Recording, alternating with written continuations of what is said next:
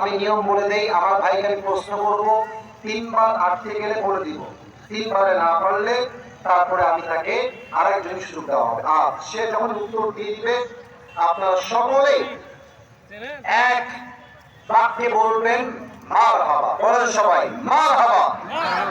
প্রিয় ভাই সালাম দাও সবাইকে জোরে করে। আসসালামু আলাইকুম ওয়া রাহমাতুল্লাহি ওয়া বারাকাতুহু। আমাদের মূল বিষয়বস্তু কি ছিল? নামাজ। বলেন সবাই মারহাবা। মারহাবা মারহাবা মাশাআল্লাহ। এবার তুমি বলো প্রিয় ভাই, সালাত শব্দের অর্থ আমরা কি কি বলেছি? তুমি দুইটা অর্থ বললেই পাস। একটা হচ্ছে রিলেশন বা সম্পর্ক, দুই নম্বর হচ্ছে নিকটবর্তী হওয়া বা গেট ক্লোজার। মারহাবা। এবার তুমি বলো, নামাজ যে আমরা পড়ি সেজদা শুধুমাত্র আল্লাহর সামনেই কেন হবে, অন্য কারো সামনে কেন হবে না? অন্যকে দেখানোর জন্য আমরা নামাজ পড়ি না। কাকে দেখানোর জন্য পড়বো আমরা? সব শুধু আল্লাহকে দেখানোর জন্য নামাজ পড়ি। মারহাবা। আল্লাহ আমাকে জীবন দিয়েছেন, রূহ দিয়েছেন, নাক দিয়েছেন, চোখ দিয়েছেন, সে আমাদের সব দিয়েছে। অথচ সেজদা মাঝারে নয়, সেজদা হবে এক সপ্তাহের জন্য। তিনি কে? এবার তুমি বলো, যদি কেউ দেশের প্রধানমন্ত্রী হয়ে যায়, প্রধানমন্ত্রী হওয়ার পরে সে প্রথম কোন কাজটা বাধ্যতামূলক করবে? নামাজ প্রতিষ্ঠা করা। পেরে যাবে রে, তুমি লস হয়ে যাবে রে। আচ্ছা, এবার তুমি বলো, আল্লাহ তাআলা বলেছেন নামাজ পড়লে মানুষ অশ্লীল কাজ থেকে বেঁচে যায়। বাট মানুষ নামাজ পড়ে সুদ খায়, নামাজ পড়ে পর্নোগ্রাফি দেখে, নামাজ পড়ে গান শোনে।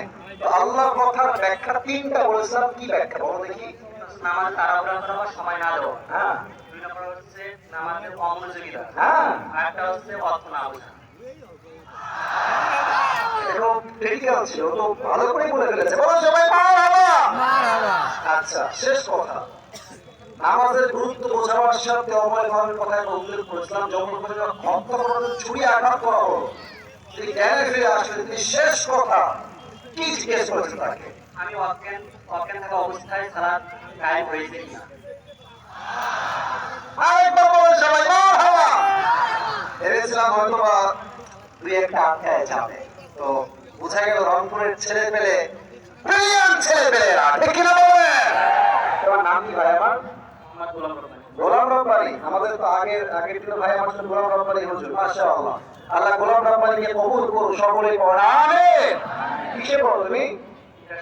এইটা সেকেন্ড ইয়ার। মাশাআল্লাহ, সুন্নতি দাড়ি আছে, জামা সুন্নতি পরে আছে, টাকনুর উপরে প্যান্ট পরে আছে। এইজন্য বলে সবাই মারহাবা। আরেকবার বলো সবাই মারহাবা। আল্লাহ গোলাম রব্বানীকে ইসলামের দায়ী হিসেবে